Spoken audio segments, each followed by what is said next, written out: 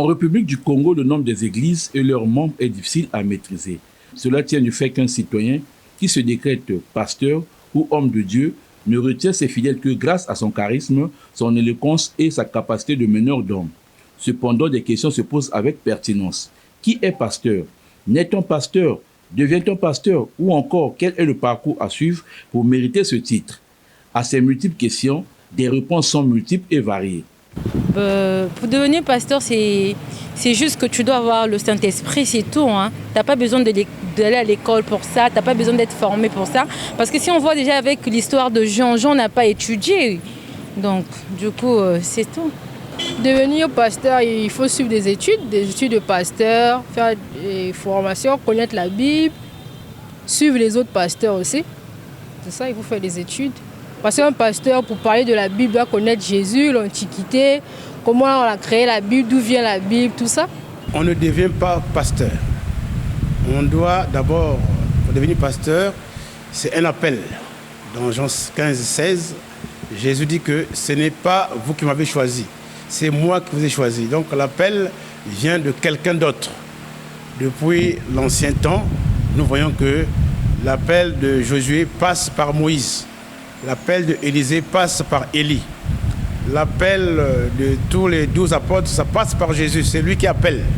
L'appel vient de Dieu. Ce n'est pas de soi-même. Devenir prêtre ou pasteur exige une vocation ou un appel du Seigneur à en croire certaines langues autorisées et non autorisées. Devenir pasteur, d'abord, il faut que ça soit une vocation pour que ça soit vraiment efficace et puis évident. Et puis, pour devenir pasteur, ici au Congo, il faut qu'il y ait quelque chose qui atteste. Donc il faut que vous sortiez d'une école théologique ou bien que vous soyez suivi d'un père spirituel qui a été déjà pasteur, qui est pasteur, qui a un bon témoignage auprès des pères aussi de l'Église du Congo et qui vous consacre. Devenir pasteur, premièrement, c'est une vocation. C'est une vocation, mais aujourd'hui on voit plusieurs choses qui se passent entre les pasteurs et tout. Moi je crois qu'on est né pasteur. On ne devient pas pasteur, mais on est né pasteur. C'est l'appel de Dieu. Pour devenir pasteur, on n'a pas besoin de faire des cours bibliques, que je vois aujourd'hui, comment est-ce qu'on appelle ça même, la théologie. En fait, ce n'est pas ça. On est né pasteur, c'est l'appel. Quand Dieu vous appelle, Dieu vous donne un ministère. Et à cela, on peut croire qu'un tel a un don. On peut voir qu'un tel, c'est un pasteur, on le voit. Ce n'est pas que non, je vais étudier quelque part pour devenir pasteur. Ce n'est pas ça. Il faudra que Dieu vous appelle. Et que quand Dieu appelle, Dieu vous commissionne aussi. Pas dans l'Église catholique en tout cas. Dans l'Église catholique, tu es prêtre si tu as envie de devenir prêtre. Mais si tu as quelqu'un qui t'appelle, le supérieur, qui peut être l'évêque par exemple. Mais l'évêque te dit, écoute, tu veux devenir prêtre, d'accord. Commence à faire les études pour te préparer. Tu te prépares la philosophie, tu te prépares la théologie. Donc c'est des années, c'est une quinzaine d'années. Il y a des gens qui pensent que seule la lecture de la Bible fait de quelqu'un pasteur. Mais pour devenir un pasteur, il faut seulement lire la Bible. Si tu connais lire ta Bible, la Bible c'est une forêt vierge. On doit lire et comprendre. Comme ça, à la fin, tu deviens pasteur. Une autre catégorie de personnes affirme que devenir pasteur ou prêtre nécessite un suivi, des études approfondies en philosophie et en théologie, ponctuées par des stages. L'abbé Abel Ilouala, curé de l'église Saint-Pierre, nous retrace ici avec détail le parcours à suivre pour devenir prêtre. Donc quand un jeune manifeste le désir d'être prêtre, eh bien, on le reçoit dans une paroisse. Nous orientons la vocation à l'évêque, l'archevêque métropolitain, qui prend la décision de l'accueillir en l'envoyant au séminaire de Luango. Donc Luango accueille les jeunes à partir de la 4e. Si l'appréciation est bonne de la part de l'équipe de formateurs, donc le recteur et le prêtre qui l'entourent, si l'appréciation est bonne aussi de la part des curés des paroisses qui reçoivent les séminaristes pendant les vacances, eh bien on fait les rapports, on les donne à l'évêque, à l'archevêque, et c'est à l'archevêque de prendre la décision. Si l'évêque est pour, en fonction des remarques faites par tous les responsables, on l'envoie à Ouessou.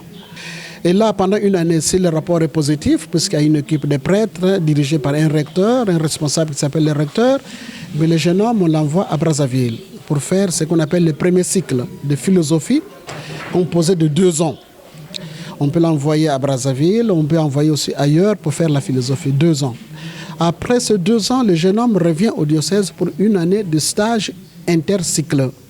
On le met normalement dans une paroisse. Il est là sous la direction de prêtres, le curé de la paroisse et les confrères prêtres, l'équipe pastorale. Et puis les laïcs qui sont là aussi, qui nous aident à faire le discernement pour que nous puissions nous rendre compte si le jeune homme donne vraiment des signes positifs de l'appel de Dieu, si on peut reconnaître cela en lui. À la fin de l'année, cette année de stage est sanctionnée par un rapport fait par l'équipe presbytérale et particulièrement par le curé de la paroisse. Si le rapport est positif, eh bien, on envoie le jeune homme, c'est l'évêque toujours qui l'envoie pour faire la dernière étape de formation, c'est-à-dire la théologie, et toujours à Brazzaville ou ailleurs. Et là, il a 4 ans. Au bout de 4 ans, si le rapport est positif, il revient au diocèse pour une année de stage prédiaconal. Et là encore, il est sous la direction de prêtres et de curés de paroisse. Si le rapport est positif, on le propose à l'évêque et l'évêque l'appelle à l'ordination diaconale. Après l'ordination diaconale, encore une autre année de stage diaconal. Une fois fini l'année de stage, si le rapport est positif, eh bien, l'évêque appelle ce jeune homme à être prêtre. Comme vous voyez, après les petits séminaires, nous avons 1 an de propédeutique, 2 ans de philosophie, ça fait 3. Une année de stage intercycle, 4. 4 ans de théologie, ça fait 8. Une année de stage prédiaconal, 9. Une année de stage diaconal, 10. Et puis après, on devient prêtre de Jésus-Christ dans notre église qui est catholique, une sainte catholique et apostolique qui a son siège à Rome. Avec la baisse du prix d'achat et l'avènement des églises de réveil en 91 au Congo, plusieurs personnes sont devenues pasteurs. Un pasteur est celui que Dieu a appelé. Parce que Jésus a dit dans sa parole, « Vous qui m'avez choisi, c'est moi qui vous ai choisi, et je vous ai envoyé pour que vous portez du fruit. » Donc c'est un appel qui vient droit du Seigneur, qu'on reçoit. Et en ce moment-là, on peut exercer, après avoir passé du temps au pied d'un leader, d'un aîné dans la foi, et encore dans une école biblique ou encore une école de théologie. Et chose curieuse, chacune de ces églises interprète la Bible à sa manière. À l'opposé des églises telles les protestants ou les catholiques, dont les pasteurs et les prêtres passent par une formation, il n'est pas rare de voir certaines personnes s'autoproclamer pasteurs. Je ne juge pas, mais pour moi je dis que non, ce sont des aventuriers. Parce que je pense que tu ne peux pas te lever le matin juste pour... Tu deviens pasteur facilement comme ça. Non, mais attends, tu vas nous prêcher quoi? Oui, bien sûr, tu vas lire. Parce que la Bible, c'est comme des livres, mais tu dois être pour bien comprendre la Bible, tu dois être spirituel. Vraiment spirituel, pour bien comprendre la Bible. Parce que la Bible, il y a des codes. Mais si tu n'es pas révélé, si tu n'as pas le Saint-Esprit, tu ne pourras pas bien comprendre la Bible. Donc pour moi, je dis, quelqu'un qui ouvre l'église juste comme ça, un bon matin, je te réveille, c'est juste un aventurier. Selon moi, le pastorat n'est pas un gagne-pain ni un métier, mais c'est un don que Dieu donne à l'homme. Et l'homme ne peut pas devenir pasteur par lui-même. C'est Dieu qui doit l'appeler au ministère. Mais je pense que c'est pour prendre des risques. Lorsqu'on se lève pour exercer ce qu'on n'a pas reçu comme appel, je crois que c'est très difficile. Je ne voudrais pas m'étaler tellement sur ça, mais je crois que c'est un risque. Je dis simplement à ces personnes, ils devraient peut-être chercher la face de Dieu pour exercer ce que Dieu leur appelle à faire, ce qui serait plus avantageux pour eux et plus bénéfique pour le corps de Christ. L'Église devient pour eux un centre commercial et une source d'enrichissement. L'Église n'est pas un centre commercial. L'Église est une plateforme établie par Dieu où se manifeste la puissance de Dieu pour le salut des âmes, pour leur guérison et pour leur montrer la voie du Seigneur. Parce que Dieu nous appellera un jour au jugement. En dehors d'être d'abord le guide spirituel, il est aussi quelqu'un qui doit paître le troupeau. Donc amener le troupeau à recevoir la bonne parole de Dieu, la nourriture spirituelle. Et en ce moment-là, soigner aussi le troupeau, et, au travers des prières, au travers des exhortations de la parole, et aussi veiller sur le troupeau pour que les loups ravisseurs ne viennent pas prendre les brebis. Mais donc, l'Église est la puissance de Dieu, l'expression de la puissance de Dieu. Tout le monde devait venir dans l'Église. Certains tenants de ces églises disent évangéliser pour sauver les captifs, les âmes perdues, faire des miracles de guérison, de délivrance que les autres ignorent. Au finish, ces mêmes fidèles sont toujours pauvres, plus déprimés, plus malades, moins nantis qu'en rentrant dans l'église. Le pasteur, quant à lui, s'enrichit et prêche une évangile taillée sur mesure. L'évangile, c'est la bonne nouvelle. Et la bonne nouvelle n'a pas de mesure.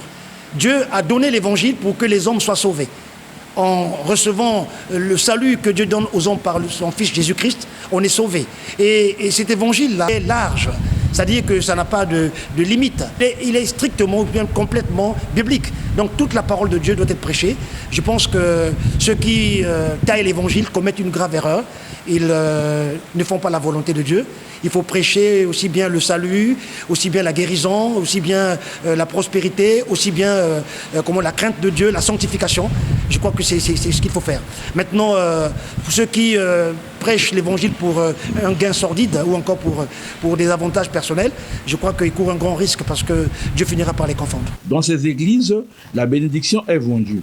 Si vous donnez beaucoup, vous recevez beaucoup, disent ces pasteurs ou hommes de Dieu qui parlent au nom du Seigneur alors qu'ils ont tourné le dos au Seigneur. L'Église devient pour eux un business. Tout ceci est une honte pour ces hommes de Dieu qui ne sont plus avec le Seigneur.